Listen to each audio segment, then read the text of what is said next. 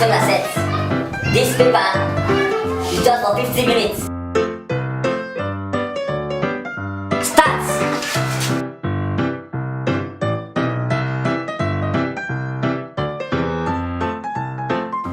What's it?